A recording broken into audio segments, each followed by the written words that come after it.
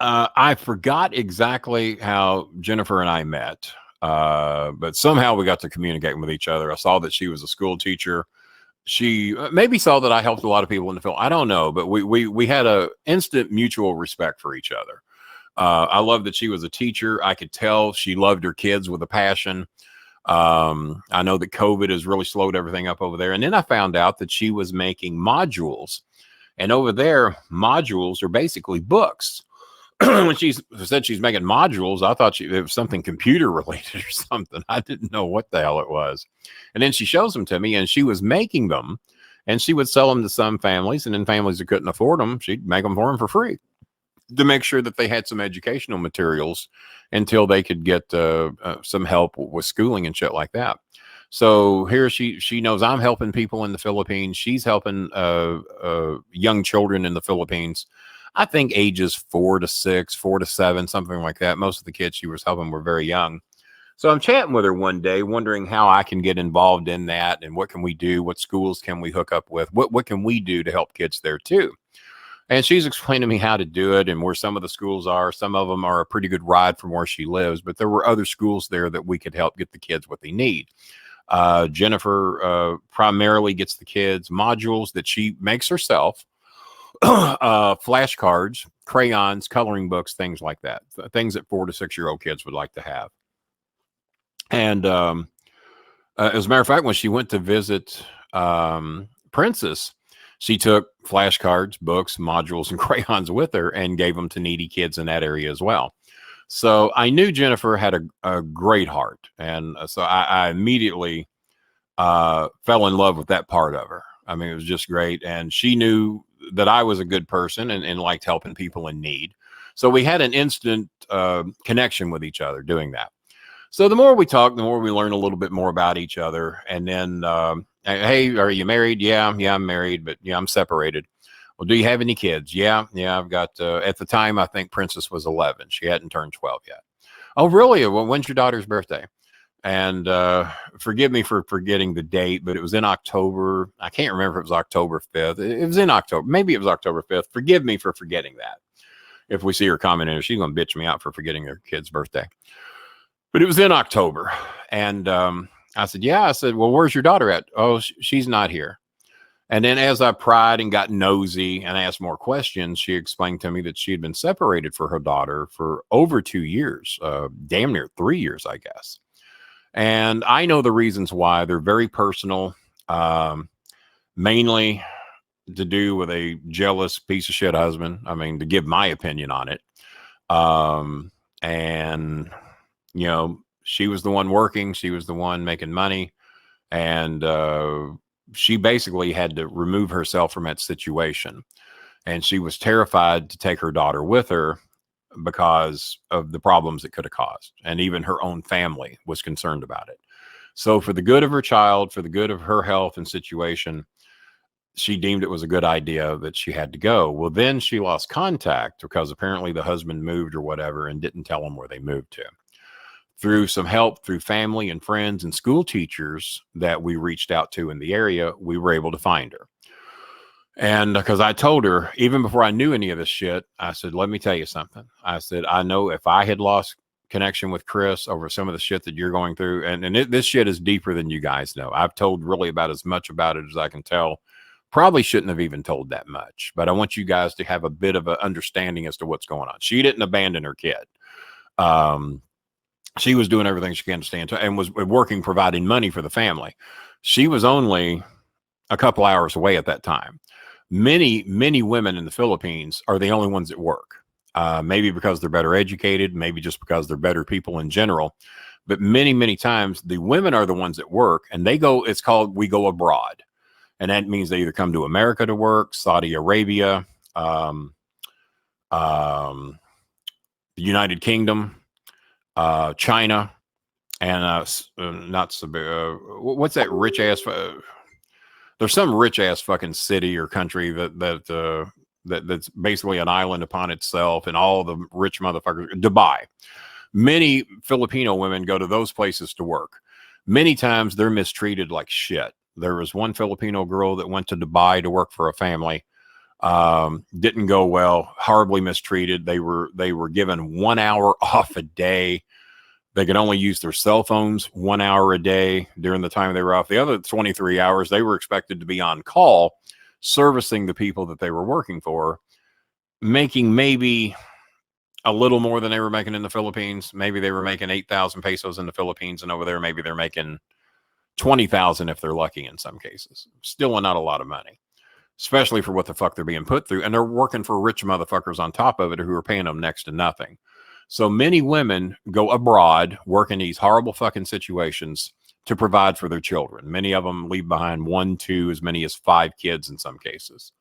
And fortunately for Jennifer, she just had the one child, and she was working, trying to provide for that child, and apparently the piece of shit husband as well. And then all of a sudden, the piece of shit husband apparently up and moves, takes the daughter with him. Don't know where the fuck they are. But fortunately, through some help, through some cool school teachers that knew where she was going to school and other family members, we were able to track down where she was. Now we have to set up a meeting. Now we got to make it happen. And then we also need to provide transportation to get her there, because 4 hours is a long way away in the Philippines. So we made all those arrangements, actually tracked down a Facebook account that we knew that she had some activity on, and Jennifer wrote her. So, oh, thank you. We found Princess. We have found her, and I have written her, but I have not heard back from her yet. And it had been 3 or 4 days. I said, yeah. So, well, the message is out there. My estranged sister found me. She wrote me in August. I didn't see her letter till March because it went to some spam mail that I didn't even know existed on my Facebook account. And my sister, who had been trying to find me for a long time, wrote me in August. I wrote her back in March. I said, this is going to happen quicker than that. I said, I promise you. So we're going to hear from her soon. And I'm going to do everything I can to make sure that we get you in front of your daughter by Christmas. In all honesty, not 100% sure that I could have done it, but I wanted to give her some hope, and I wanted to let her know that I had her back and that I was going to try. I still don't see her comments in here, but I'm sure I know she's watching the show. So sorry, dear. We're not good signal. Yeah. Okay. Yeah. She's talking about how bad the signal is there.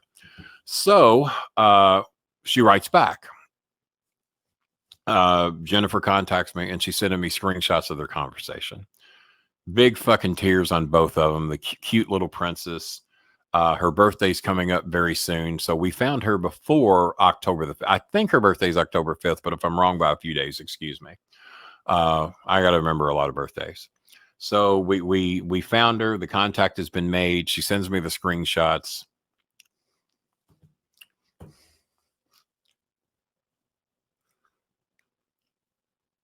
I knew this was going to happen. That's wrong. Can't use that. Bear with me, guys. Shit. She sends me the screenshots. And, Jennifer comment. Okay, good. I didn't see it because I'm looking into the camera and I wasn't looking there. So, hi, Jennifer. Thank you for being here. And you know what?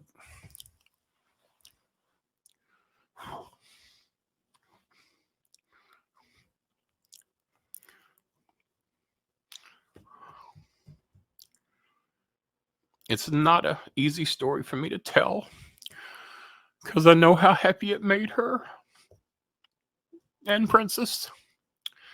And I put myself in her shoes, that if at age 10, 11, and 12, if I were separated from Chris, my only child,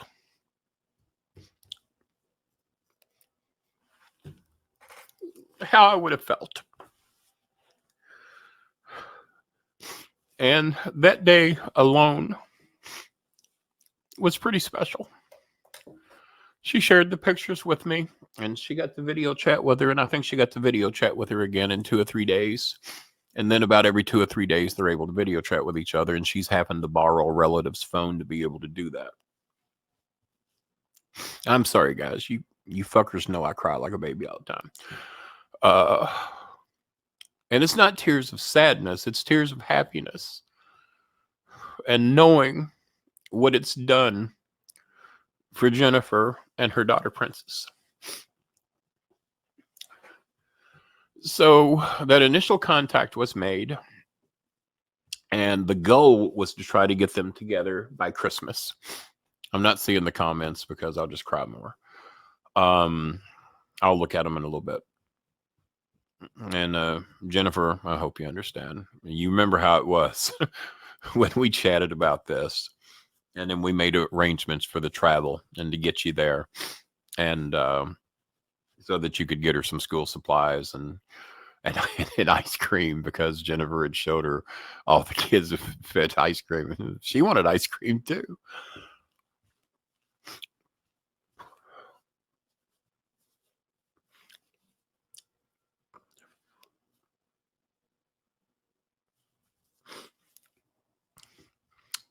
Bear with me, guys. So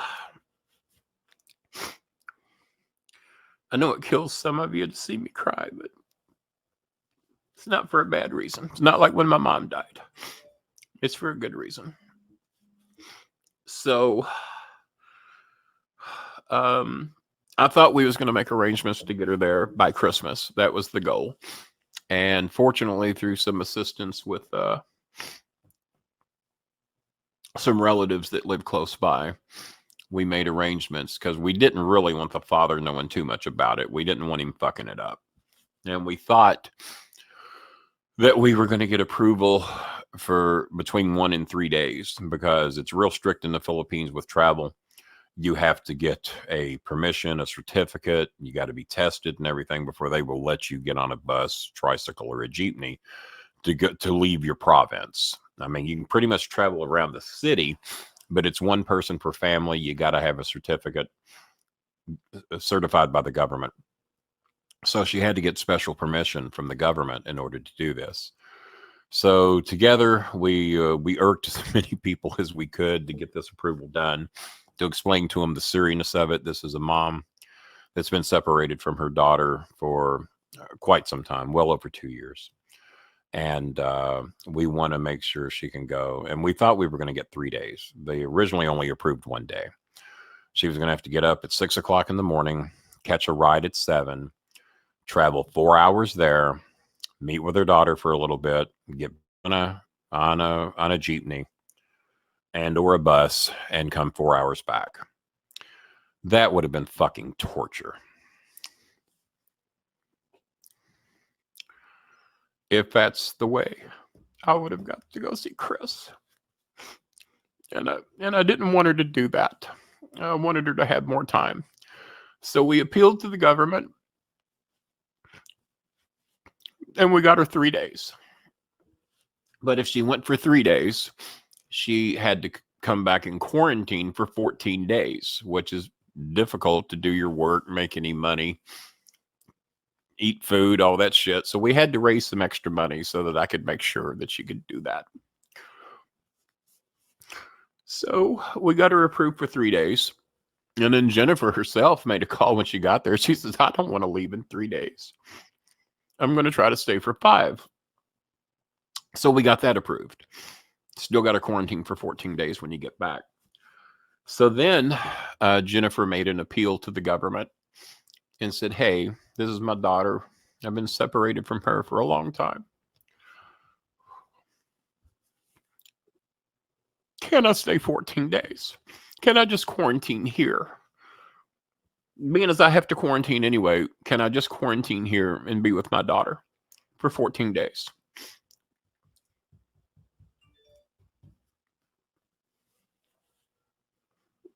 I know, Allie. I'd do it all the time.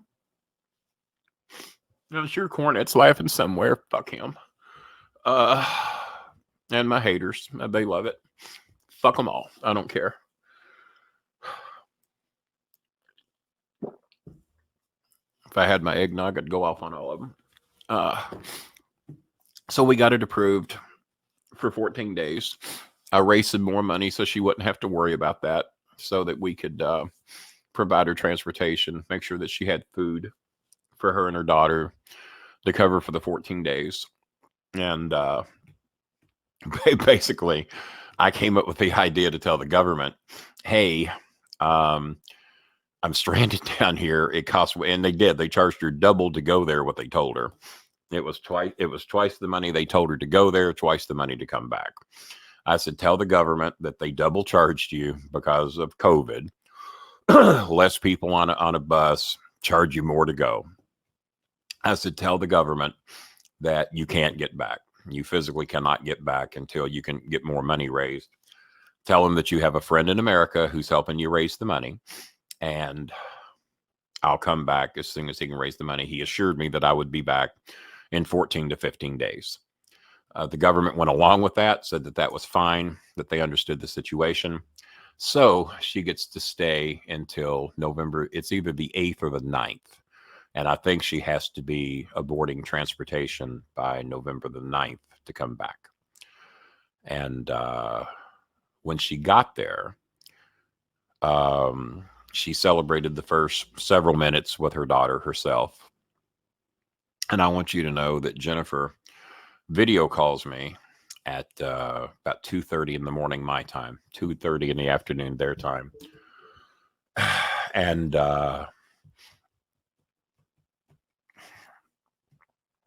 she let me video chat with Princess and Princess's real name. And I had some people giving me some shit. Oh, she named her daughter Princess. I said, yeah, for a fucking good reason, because that's what she is. I almost named Chris Prince. He ended up with the nickname anyway. So if my son can be Prince, her daughter can be Princess, as far as I'm concerned. And she lived up to the name. She is the sweetest little kid. And so when they video called me, you got to remember, this is a bigger deal for this kid than it probably even is for her mother. She hasn't seen her mom in 3 years. And so when Jennifer video called me, everybody had been bawling their eyes out. Jennifer contacted her mother in Manila, her aunt in Manila. She sent me screenshots of her and her aunt crying, talking to Princess, because they hadn't had any contact with her either to speak of. And so the first thing I see on the video screen, fuck you, Chris Schmidt, for putting me through this, you asshole.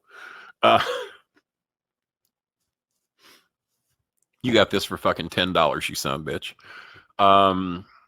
When Jennifer calls me, the video, I see her name light up and the video screen lights up, and Princess is sitting on her lap.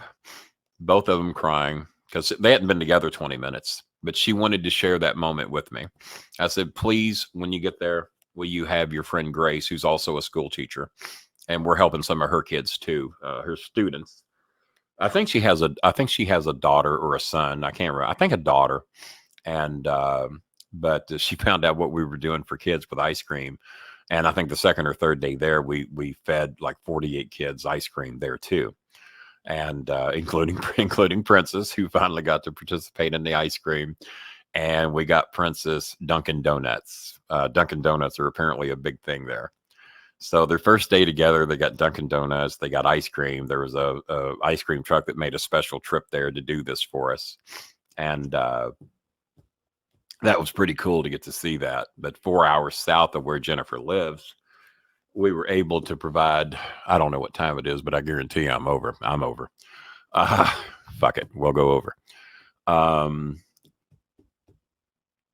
My first images are seeing Princess and Jennifer crying together. They've only been together like 20 minutes. And what a fucking feeling that was. To know that we started with nothing. No clue where the kid was. No clue if we were going to be able to raise enough money to get her there if we did find her. No clue if the father would let it happen. Just all kinds of fucking shit going against us. But through the power of positive thinking, I just kept telling her, we're going to make this happen.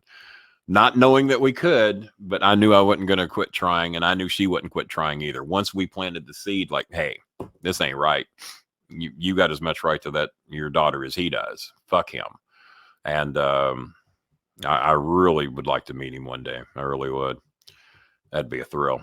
And like I said, you guys don't know the whole story. I'll probably never tell that. That'll be between me and Jennifer. But I'd like to meet his ass. I really would. So that was the first images. And we cried our fucking ass off. And I'm talking to Princess, and Princess is crying. Jennifer's crying. Grace is crying. I'm crying. And she's thanking me so much for getting her with her mother. And we talked for, I guess, 20 minutes or so. I said, honey, I said, I could hog up all this time with you and your daughter, and I'd love it. I said, you spend this time with your daughter. You guys got a lot of catching up to do. And I've been getting updates every day since. I get pictures every day. I see what they eat every day. And we've tried to make sure that she's had some of the things she's needed that that maybe the father has not been getting her. And the Dunkin' Donuts apparently really made her day, and the ice cream made her day. And I don't know if yeah, I see Jennifer. Like an idiot, I'm going to read what Jennifer said. Probably make me cry again. Thank you so much, Kenny. Thanks to everyone. We're happy both to my daughter.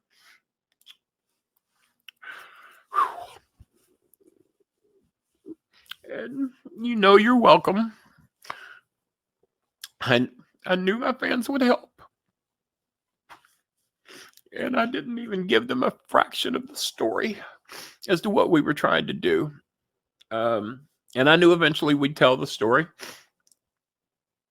Can't believe on fucking the night after the election, I'm sitting there crying like a baby. I'm also crying because Donald Trump's about to leave the fucking White House. Thank you for chiming in there, Jennifer. I appreciate it. That's why I wanted you in here. I wanted you to let the people know, not because when people tell me what a great thing I did, hey Kenny, it's great what you do when you feed these kids. Jennifer, this was Jennifer's idea with the ice cream. That's how all this shit got started. And I've told the story before. I'll tell it briefly again. We were kind of in the process of trying to make this thing with her daughter happen. She's taking her phone outside and she's showing me around where she lives and everything. And I see this ice cream truck there, about 20 something kids gathered around. And I see the kids buying ice cream.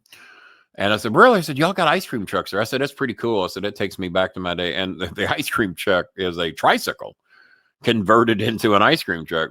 And what they call tricycles over there and what we call tricycles are two different things. But I'll send you pictures of it. Or post, they're on my Facebook page somewhere because I posted the first time we fed the kids in the ice cream. Jennifer got some great pictures with the ice cream guy. I'm a mess, guys. I knew it was going to happen. I thought I could actually get through this, but I was dead wrong. So, let's see. I think we were talking about, we got the kids down there ice cream. We got Princess Dunkin' Donuts. We videoed.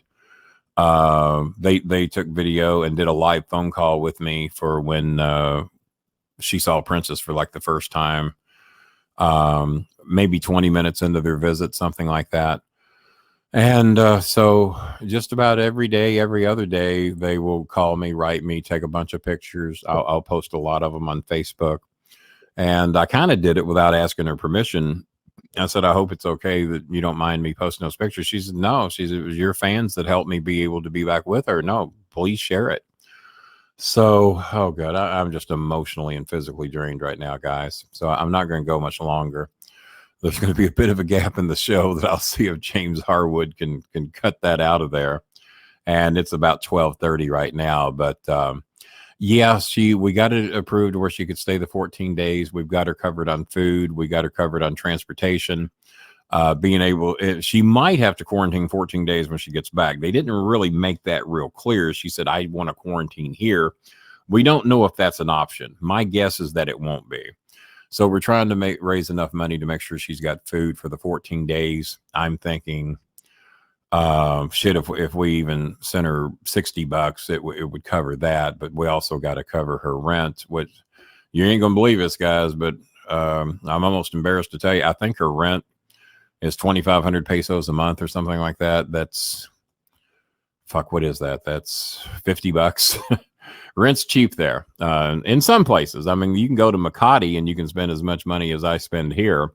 So, we're trying to dedicate about another $100 towards her just to make sure that we got her rent covered, to get her food covered, because she's more than likely going to have to quarantine again when she gets back to her hometown, which is about 4 hours north of where she's at now. Plus, they've had to deal with 2 typhoons on this trip. The one that has already hit, one that's coming. And because she doesn't go back home until Tuesday. And she's going to spend her final day with Princess Tuesday morning till about 4 or 5 in the afternoon. Then she's got to get transportation back to the Philippines. I'm trying to get it delayed to where she can go back Wednesday morning, just make it a little easier on her. So